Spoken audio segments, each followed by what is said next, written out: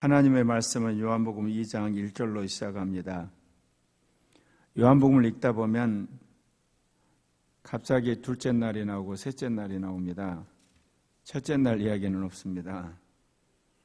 내용을 추적해 보건대 유대인들이 그 예루살렘에서 제사장들과 레위인들을 요한에게 보내서 세례 요한의 정체성을 물어볼 때가 아마 첫째 날이라고 우리가 추정해 볼 수가 있고, 둘째 날은 이제 요한이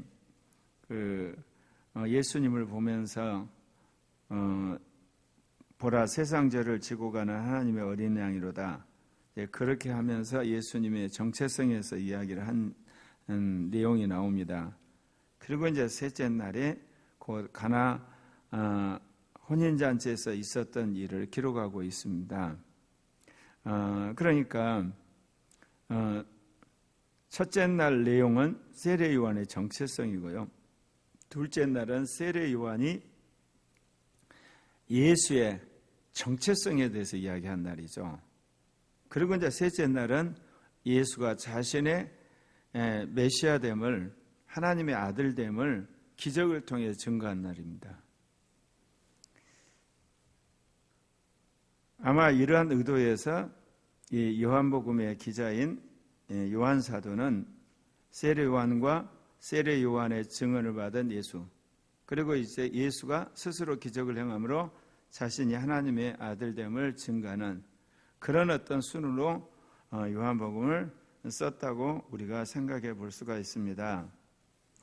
갈릴리 가나의 혼인이 있어 예수의 어머니도 거기 계시고 예수와 그 제자들도 혼례를 청함을 받았더라. 여기 보면 가나 혼인잔치의 주도적인 사람은 예수의 어머니세요. 그러니까 예수님도 따라가고 예수님의 제자들도 이제 혼례의 청함을 받고 갔댔는데 포도주가 떨어졌습니다.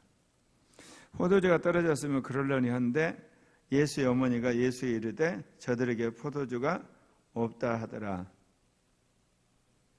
이거를 보건대 예수님이 공생의 사역 이전에 어머니를 모시고 살았을 때 가정 안에서 어떤 성령의 강력한 역사가 일어났던 것을 우리가 추정해 볼 수가 있어요. 왜냐하면 어머니 마리아가 갑자기 혼인잔치 집에 물 떨어졌는데 그 이야기를 예수에게 포도주가 없다고 하는 의도가 뭐겠습니까? 포도주가 떨어지면 당연히 잔치집에 이제 포도주가 떨어졌으니까 떡이나 먹고 가야지. 그렇게 할 건데 굳이 이렇게 예수에게 포도주가 떨어졌다 이야기한 것은 필시 예수님의 공생의 사역 이전에 이 마리아가 예수가 어떤 하나님의 놀라운 역사를 일으킨 것을 몇 번 경험했다는 거죠. 그렇기 때문에 문득 여기 혼인잔치에 왔는데 포도주가 떨어졌기 때문에 예수님에게 그거를 요구를 했다는 겁니다. 그런데 예수님이 뭐라고 이야기했냐면 여자야 나와 무슨 상관이 있나이까 내 때가 아직 이르지 아니하였나이다. 그러니까 가정에서 이 가족들이 보는 앞에서 행하는 그런 기적과 공생의 사역 가운데서 사람들 가운데 이르는 기적이 의미가 다르죠. 여러분도 그러시잖아요. 개인적으로 자신만 경험하는 신비한 경험이 있는가 하면 사람들 앞에서 하나님이 드러낸 놀라운 신비한 경험들이 있어요. 이거는 내가 신비하게 경험한 것들을 간증한다는 뜻이 아니에요. 공개적인 현장 안에서 사람들이 보는데 기적이 일어나는 걸 말하는 겁니다. 그러니까 모든 사람들이 그거를 목도하게 되는 걸 말하는 거예요. 그러니까 예수님이 지금 가나 혼인잔치에 갔는데 어머니가 그 이야기를 하시는 거예요. 그런데 여기서 보면 어머니라는 이야기를 않고 여자여 무슨 상관이 있나이까 내 때가 아직 이르지 않았나이다. 그러니까 포도주 떨어진 것과 예수님은 아무 상관이 없다는 겁니다. 어떻게 보면 그 말이 맞죠. 예수님이 그 혼인잔치 집에 초청을 받은 손님인데 손님으로서 어떻게 포도주 떨어졌는데 그 포도주를 가지고 와서 뭐 부어준다든지 그럴 의무가 어디 있어요. 그런데 정말 중요한 내용은 그 뒤에 이어지는 예수님의 어머니의 이야기입니다. 그의 어머니가 하인들에게 이르되 너에게 무슨 말씀을 하시든지 그대로 하라 하니라.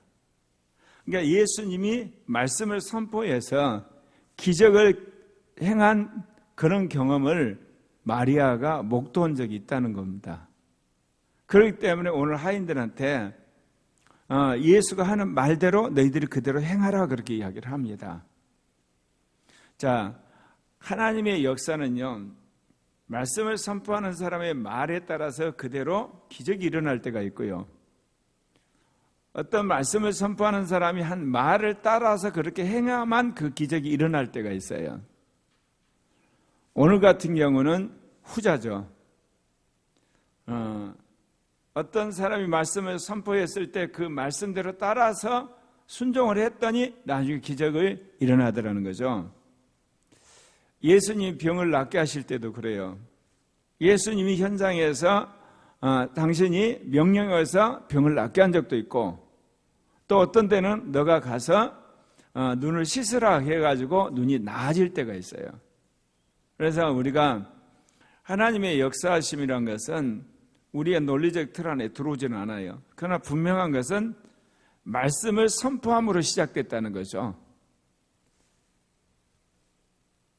그런데 여기서 보게 되면 유대인의 정결 내식을 따라 두세 통 드는 돌항아리 6이 놓였느니라. 그러니까 우리로 말하면 물동이 2개씩 집어넣어가지고 물을 집어넣는 넓은 큰 항아리 6개나 있죠. 성서학자들은 이 물항아리가 뭐냐, 대부분 이 중동 지역에서는 굉장히 물이 귀하기 때문에 물을 이렇게 퍼다 놓는다는 겁니다. 그리고 사람들이 이제 밖에 있다가 안으로 들어올 때 그 물을 퍼서 씻기도 하고 또 그 먹기도 하고 음식을 마는데 쓴다는 거죠. 이게 물탱크죠. 그런 이제 돌 항아리 6이 놓였는데 예수님 그 이야기를 하세요. 그들에게 이르시되 항아리에 물을 채우라 하신즉 아기까지 채우니 이제는 떠서 연회장에 갖다 주라 하심에 갖다 주었더라.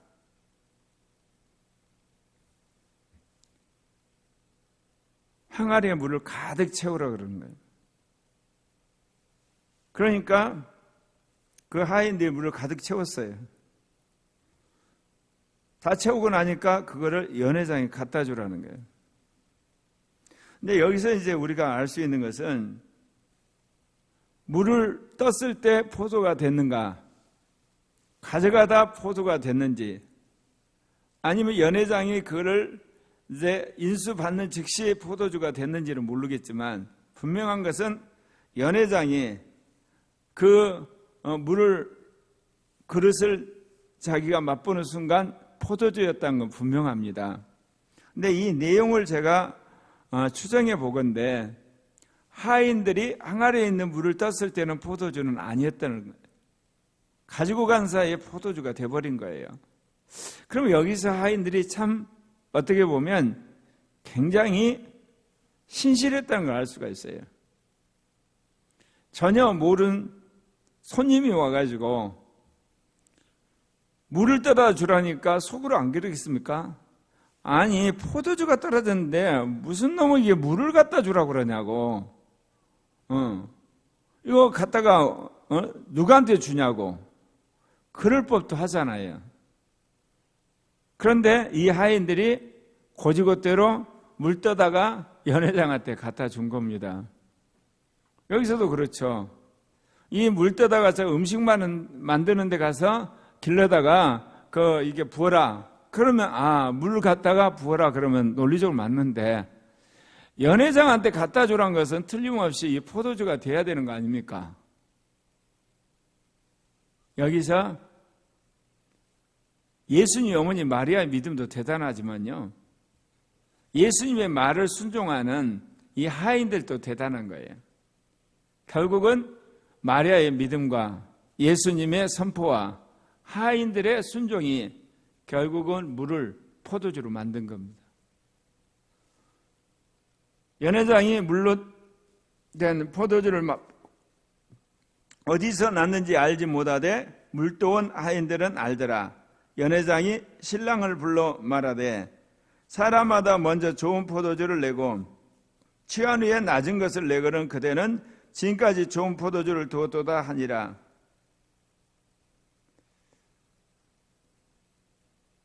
여기 보면 연회장은 포도주만 먹었지만 하인들은 물이 포도주가 된 것을 그들은 알게 됐다는 사실입니다.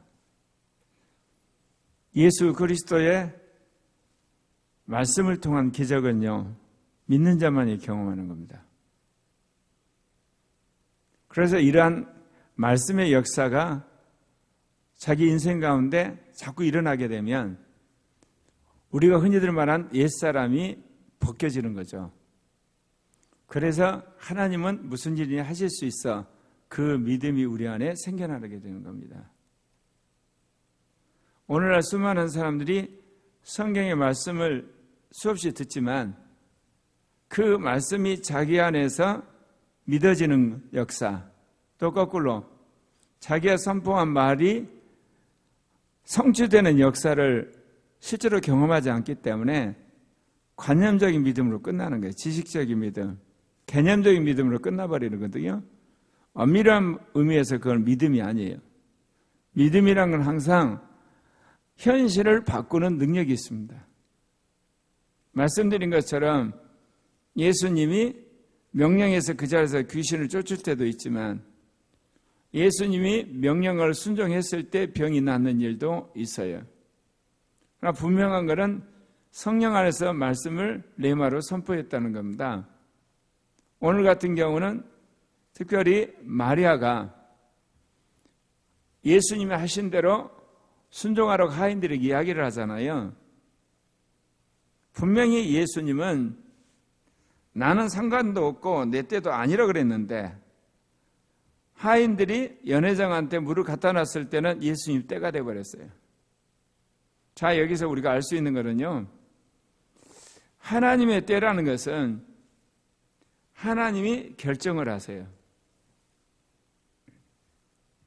세상에 예수님 내 때가 아니라 그러면 우리는 한 일주일쯤, 또 1년쯤, 한 10년쯤 이런 식으로 우리의 경험에 따라서 생각하기 십상이잖아요. 그런데 예수님의 때는 항아리에 물 붓고 나서 때가 돼버렸어요. 자, 여기서 저도 수없이 그런 걸 경험했어요. 뭐를 경험했냐면 제가 85년도에 방언을 받고 나서 방언을 주시는 하나님의 그 은사를 깨닫게 되면서 제가 수많은 사람들을 방언을 받게 했는데 찬양을 하고 이제 회개를 하고 이 방언을 이제 받도록 사람들과 더불어서 열심히 구하다 보면 사람들 방언이 터지잖아요. 그런데 집회를 끝마쳐도 방언이 안 터지는 사람들이 있어요. 그럼 대부분 그런 사람들이 또 방언을 사모하기 정말 열심히 해요. 한 2시간 집회했는데 방언을 못 받으니까 얼마나 안타깝겠습니까? 그런 적이 굉장히 많았는데 끝나고 이제 가면 그분들이 그래요. 왜 나는 방언을 못 받았죠? 그러면 계속 쫄쫄 따라오는 거야. 내가 봐도 구하지 않는 사람은 받고 구하는 사람은 못 받고 참 이상해. 그런데 대화를 쭉 하다가 갑자기 성령이 저에게 감동을 주시는 거예요. 그래서 대부분 자리를 떠나서 이게 나오다가 다시 예배당 안으로 들어가서 2차로 성령 받기 위해서 그 집회를 하거든요. 그러면서 주님이 그 집사님들에게 어떻게 보면 방언을 받는데 방해되는 그런 어떤 것들을 주님이 지적을 하시면서 그분들이 회개할 때 방언이 터져요. 그래서 제가 가나 혼인잔치 이 예화를 뚜렷하게 제가 기억을 합니다. 왜냐하면 저에게 있어서는 가나 혼인잔치 같은 사건을 너무 많이 경험해서 분명 그 2시간 동안 열심히 기도하고 집회했는데 그분들이 용을 써도 이게 방언을 못 받았는데 끝나고 이제 가다가 안타까워서 되돌아왔을 때 방언이 터졌거든요. 그래서 제가 하나님의 때는 믿음에 의해서 당겨지는구나. 그러니까 주님이 우리에게 하신 말씀도 내가 믿지 않으면 계속해서 딜레이가 돼요. 믿을 때까지. 그러니까 받은 말씀을 내가 마음속에 기억은 하고 있지만 그게 믿음은 아니에요. 그럴 때 믿을 때 비로소 이루어져 가는 겁니다. 저는 한동안 예언을 받으면요, 그 예언이 그대로 이루어진 줄 알았어요. 나중에 보니까요, 예언이 바로 성령 안에서 레마가 될 때 그것이 반드시 이루어지는 거예요. 근데 우리는 어떤 사람에게 예언을 받으면 그 예언이 신령하기 때문에 신령함으로 반드시 이루어진다고 그러죠. 그게 아니에요. 예언은 로고스예요. 그 로고스가 성령 안에서 레마가 될 때 이루어지는 거예요. 그런데 우리가 예언의 말씀을 받았고 기억하면서 계속 기도하는 가운데 그 이루어지기를 하나님한테 간구를 해야 되잖아요. 그래서 어느 날 그게 믿어지면 이루어지는 거예요. 그런데 어떤 사람은 그 예언의 말씀이 이루어지기를 기다리다가 시간이 가니까 까마득 잊어버리잖아요. 내리에 사라지면 그 예언 안 이루어져요. 그래서 일반적인 모든 예언은 우리가 믿어야만 이루어지는 거예요. 그러니까 예언의 말씀을 받은 사람이 믿어져요. 근데 어떤 거는 말씀을 선포하는 사람이 믿을 때가 있어요. 믿어질 때. 그 말은 반드시 이루어지는 거예요. 왜냐하면 선포하는 사람이 레마로 선포했기 때문에 그때가 되면 이루어지거든요. 오늘 주님 참 새로운 이야기 하시네요. 예언도 선포된 사람의 믿음이 있으면 그때가 이루어지지만 대부분은 로고스로 선포되기 때문에 받은 사람이 믿어야만 그것이 이루어진다는 것. 오늘 여기서 우리 가나의 혼인잔치, 사도 요한은 뭐라고 이야기하냐면 예수께서 이 첫 표적을 갈릴리 가나에서 행하여 그의 영광을 나타내사 제자들을 그것을 믿었더라. 그럼 제자들이 뭐를 믿었겠습니까? 예수가 하나님의 아들이라는 것. 그거를 믿었다는 거죠. 그렇기 때문에 오늘 가나의 혼인잔치에 물이 포도주가 된 사건은 예수가 하나님의 아들이라는 것을 알려주는 표적이라는 겁니다. 그래서 요한복음에서는 이 표적이라는 단어를 상당히 많이 씁니다. 그러나 공관복음서는 이게 별로 나오지 않습니다. 왜 그러냐면 공관복음에서는 이스라엘에게 약속했던 메시아가 이 땅에 예수로 온 것에 대한 고백입니다. 그런데 요한복음은 하나님이 이 땅에 오신 사건, 곧 말씀이 육신이 되어 오신 하나님의 아들에 대한 것이기 때문에 표적을 통해서만이 제자들이 그걸 믿게 된다. 그런 의미예요. 곧 말씀이 육신이 되어 오신 분이 예수라는 게 그게 그렇지 않습니까? 근데 이게 달라요. 말씀은 태초에 계신 분이세요.